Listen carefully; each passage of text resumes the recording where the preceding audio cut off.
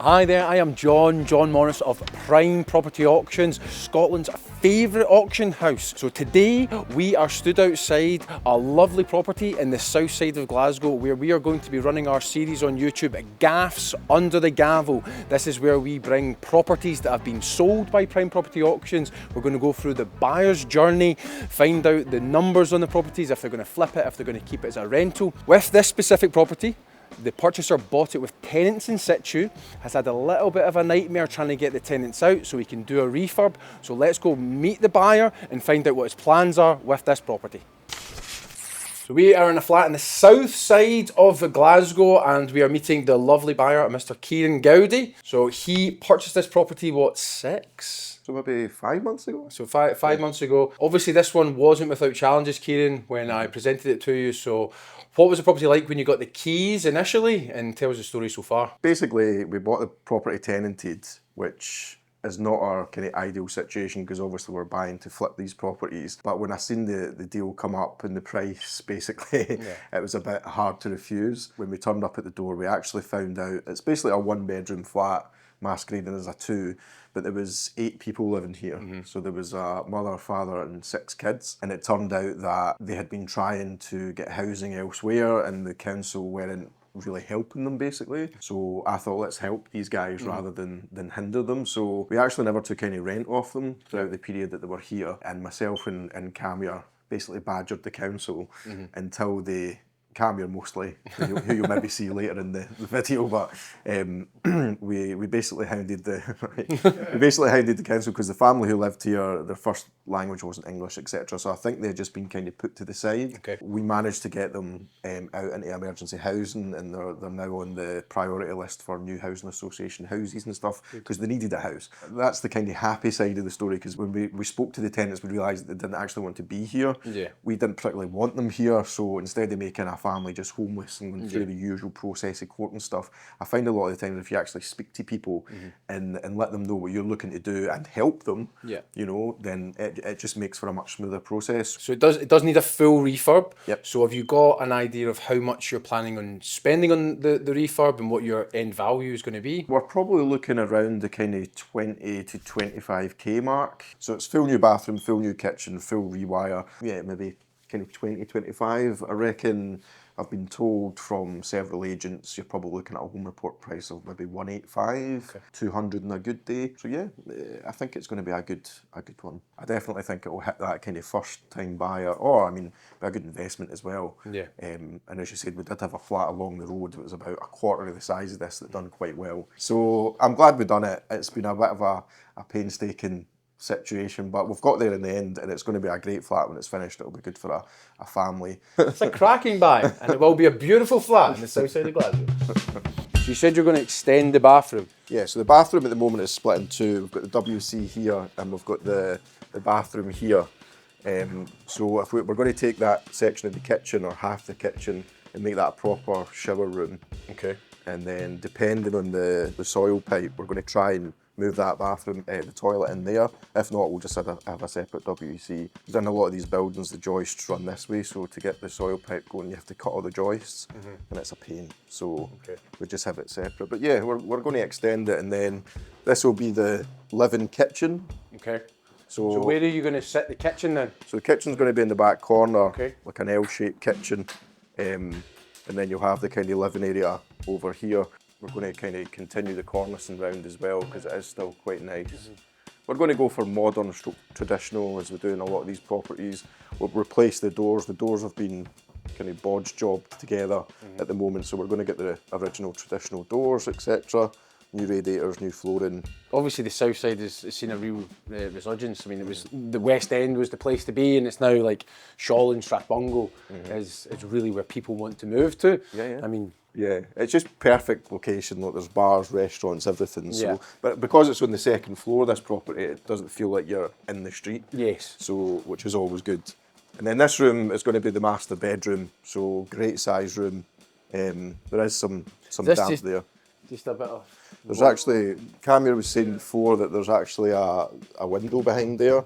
So are you just going to open that back up? Because I mean that will obviously flood the flat with light if you've got you open that. We'll strip it back, but I don't know if we'll reinstate the window because if they've if they've blocked them all, it might be something to do with the council or something. I don't know. We'll have a look at it. Picture of the Google map. It's been blocked for a while. Okay. It's not recent. And then this will be another bedroom.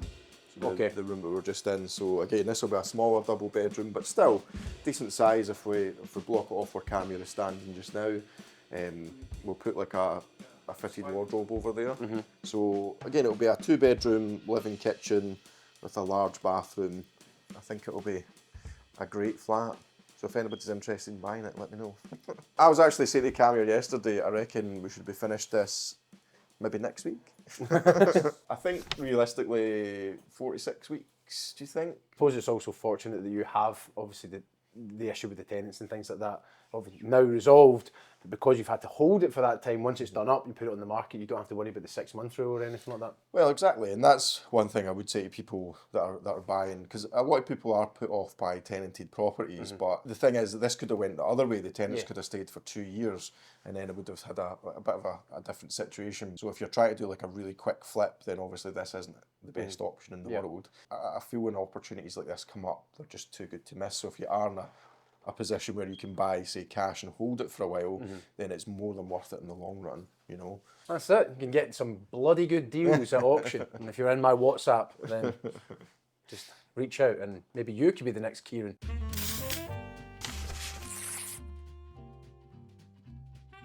We are back in the south side of Glasgow.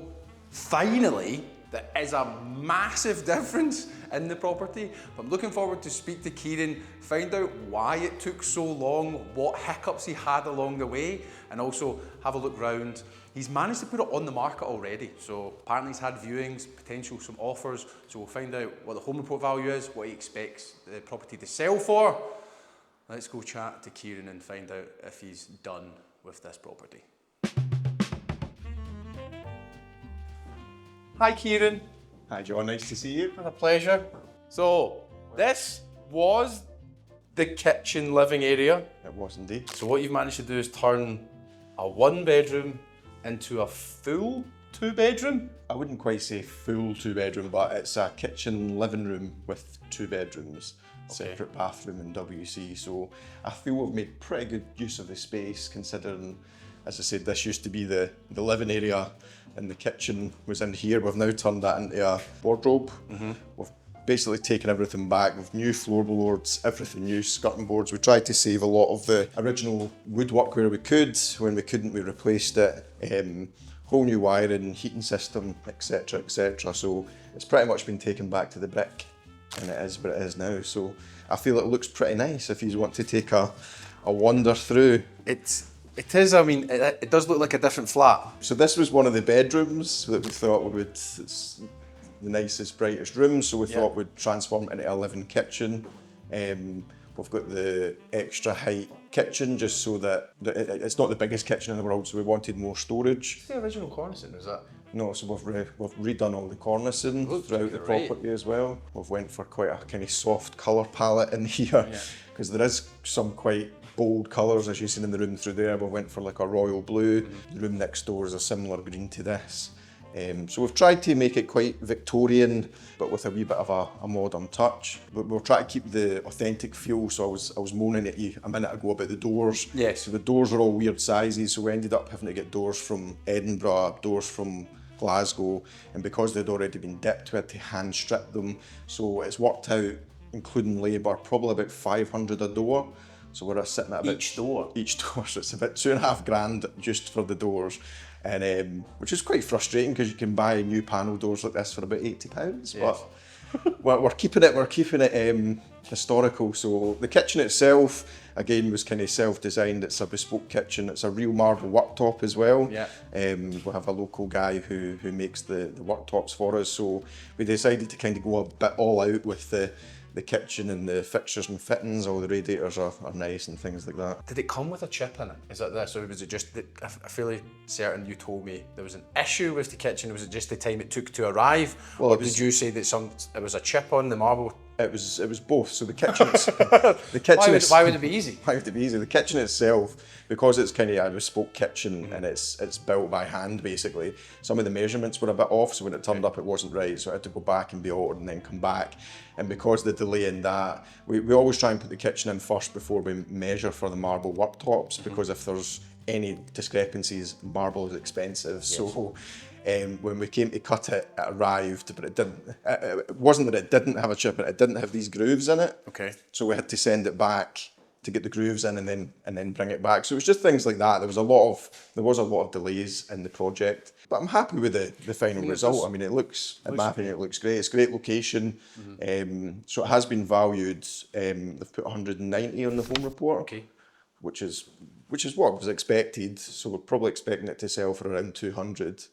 And what did you spend on the refurb? Just over 25, a wee bit more. The doors were literally the last things to do, which kind of took us a wee bit over budget because we weren't expecting to spend that much on doors, but the rest of it went pretty well.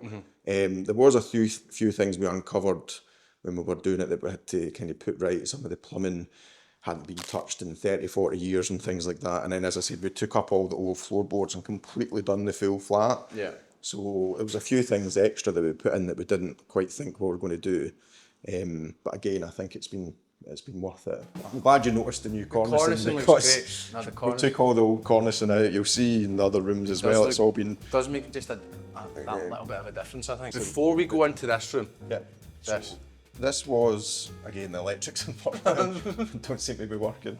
So this it's a pay-for meter. We've not put money in it. So this was the WC at the time, and I mean, you'll have the before footage. It wasn't particularly nice.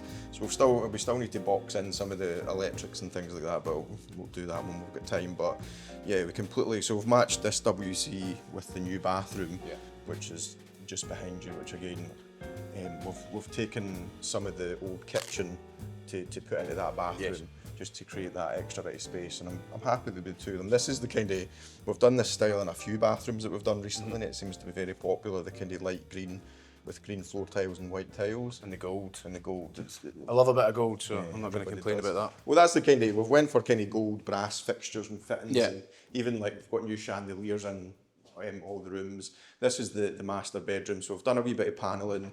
Obviously your bed would kind of go there. So it's a great size room for a double, you know. So with this property, you've got it on the market, home report's 190, you expected to sell for about 200. Yep. What are you in it for, all in? So we paid, off the top of my head, it was 80 I think for it. So including fees, legals and stuff, we'll say 90. So we've probably spent 115 after selling costs, say 120. So if we can walk away with 80 for the kind of time spent on it, we'd be pretty happy to be honest. It's a good profit. If it's been on the market, has there been many viewers? How are you finding it just now? So we've had viewings it went on the market a week past Friday, so we had viewings that weekend, we had viewings at the weekend there that I'm just waiting for feedback today. So yeah, it seems to be going pretty well. Compared to other stuff that's in the market in this area, it's pretty kind of standalone, there's nothing. And for the price, I mean, for a 2-bedroom flat in what's basically Shawlands for kind of 200k, as I said, if you go further up, the 2-bedroom propers, I suppose, which have the separate living and kitchen, you're talking 250 to 300 easy for a flat like that. So I feel for kind of young professionals, or even on an investment side, I mean, this would probably rent for 1,000 to 1,200 a month. Yeah. So what was the biggest hiccup or snag along the way that you didn't expect? Probably the door. The doors. It sounds like such a small thing, but when we've done it, and the crazy thing is, we were actually doing a beautiful big flat through in Edinburgh that was one of the biggest flats we've been in it, and we were taking out all the traditional doors for there. In my builder's wisdom, he burnt them, and then I had said to him, look, he didn't quite realise that doors like that hold quite a lot of value, and we probably could have used them here. He does a lot for me, so I won't badmouth him too much. Shout out to Cammy. So yeah, the doors, because it was the very end, and we're like, right, we'll get doors made and did it, and it just ended up such a hassle. That probably added another week and a half to 2 weeks when we were finished from going in the market to us getting doors basically and getting them like varnished and stuff like that. And the funny thing is that the whole point of getting them and then varnishing them up, they're supposed to look as if they're old. Yes. If I came to you and said, I'll sell you that door for £500, you would tell me to off. fuck off. So yeah, that was the main kind of hiccup, I suppose you'll say. Even the doorknobs, trying to find brushed brass doorknobs is very difficult that aren't ridiculously priced. So we ended up buying, I think it was Amazon or something, and they're gold rather than brushed brass. Did you ever consider keeping it and renting it out? Because it's obviously the price you bought it for, and you are like, you could have effectively refinanced it, pulled all your money out. Yes and no. If I didn't have the other projects that I was doing at the moment, we need the capital basically. Okay. But if it comes to it and say it doesn't sell, we're under no, I own it cash, so there's no mortgage or finance or anything in place for it, so I'm under no pressure. Yeah. But yeah, this one's purely for the profit, the good times. Definitely. Well, buying the property for 80 grand, spending, we'll call it 30 grand on it, and now it being worth £190,000, I'd say that's a pretty good deal. So buying at auction, would you do it again, Kieran? Yes, I would. Every time. Every time. Every time. Excellent. Well, thank you very much. I look forward to hearing what it sells for, and then we can try and find you another cracking deal. As always, guys, get hammered.